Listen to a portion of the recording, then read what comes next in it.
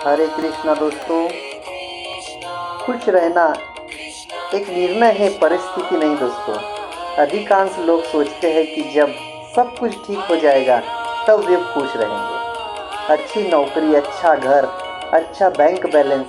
लेकिन सच्चाई यह है कि खुश रहना बाहरी परिस्थिति नहीं, अंदर का निर्णय है।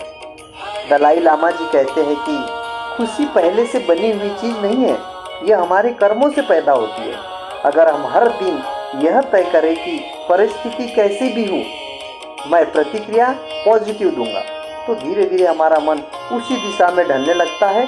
मेरे अनुभव से जो लोग हर बात में शिकायत ढूंढते हैं उन्हें खुशी नहीं मिलती। जो लोग हर हाल में अर्थ ढूंढते हैं उन्हें शांति मिलती है। दूसरी इंपॉर्टेंट चीज, तुलना छोड़िए, स्वीकार करना सीखिए। दूसरों से तुलना हमारी खुशी की सबसे बड़ी दुश्मन है। सोशल मीडिया पर किसी की सफलता देखकर हम अपने जीवन को कमतर समझने लगते हैं। चाणक्य ने कहा था कि संतोष से बड़ा कोई सुख नहीं। जब हम अपनी यात्रा को स्वीकार करते हैं और खुद से प्रतिस्पर्धा करते हैं तब मन हल्का हो जाता है। मैंने देखा है कि जो व्यक्ति अपनी छोटी प्रगति को भी सराहना करता है वह अधिक स्थायी खुशी का अनुभव करता है। ग्रेटिट्यूड, हमेशा थैंक यू में रहिए।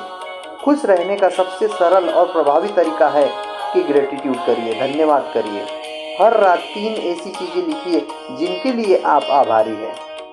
ओपरा जी ने कहा है, अक्सर ग्रेटिट्यूड जीवन को पर्याप्तता में बदल देता है। जब हम जो उसे देखना शुरू करते हैं तब जो नहीं है उसका दुख कम हो जाता है। मेरे अनुभव में जिसने धन्यवाद कहना सीख लिया उसने दुख को छोटा करना सीख लिया। दोस्तों, रिश्तों में निवेश कीजिए। खुशी अकेले में नहीं पनपती, वह रिश्तों की गर्माहट में खिलती है। मार्टिन जी ने कहा है कि सकारात्मक संबंध स्थायी खुशी का प्रमुख आधार है। जब हम परिवार, मित्रों और सहकर्मियों के साथ अच्छा संवाद रखते हैं तो मन का बोझ हल्का होता है। एक सच्ची बातचीत, एक दिल से की गई हंसी, किसी का कंधा, ये दवाइयों से ज़्यादा असर करते हैं। दोस्तों, वर्तमान में जीना सीखना होगा। अक्सर हम या तो पास्ट के पछतावे में जीते हैं या भविष्य की चिंता में। खुशी वर्तमान में है। टोले साहब ने कहा है कि वर्तमान क्षण ही जीवन का वास्तविक द्वार है। जब हम अभी के पल को पूरी तरह जागरूकता से जीते हैं तब मन स्थिर होता है।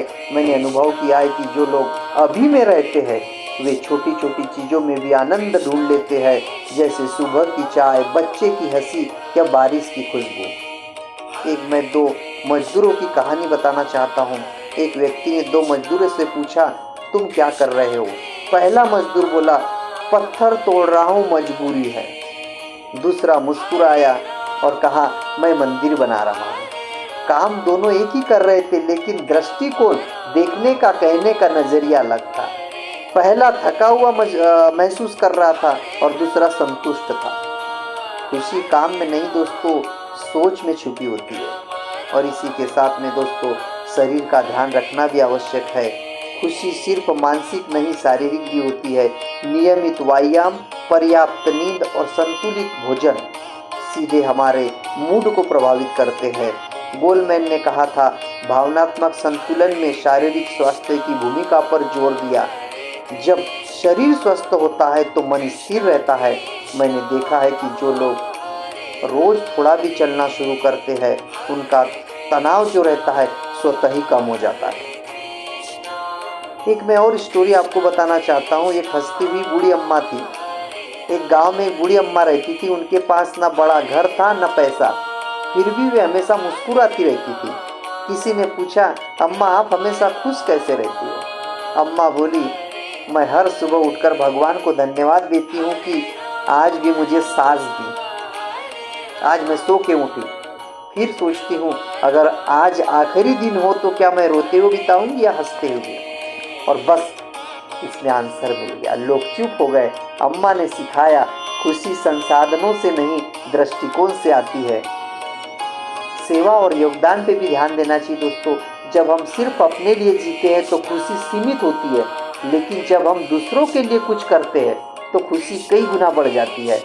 मदर टेरेसा जी ने कहा था कि देने से ही सच्ची खुशी मिलती है। किसी की मदद करना, किसी को प्रोत्साहित करना, यह आत्मा को हल्का करता है। मेरी अपनी अगर राय दूँ दोस्तों, मेरे अनुभव में हमेशा खुश रहना, इसका मतलब यह नहीं कि कभी दुख नहीं आएगा। दुख जीवन का हिस्सा है, लेकिन खुश रहने वाला व्यक्ति दुख को स्थायी पहचान नहीं बनने देता है। वह दर्द को स्वीकार करता है, उससे सीखता है और आगे बढ़ता है। खुशी कोई स्थायी अवस्था नहीं है, बल्कि रोज का अभ्यास है। जैसे शरीर को रोज भोजन चाहिए, वैसे ही मन को रोज पॉजिटिविटी चाहिए। अगर आप सच में खुश रहना चाहते हैं तो 3 वाक्य जीवन में उतार लीजिए। पहला, जो है उसे स्वीकार करता हूँ, जो नहीं है उसके लिए प्रयास करता हूँ, जो चला गया उसे शांति से विदा करता हूँ। लास्ट बट नॉट लीस्ट, खुशी मंजिल नहीं, यह यात्रा का तरीका है।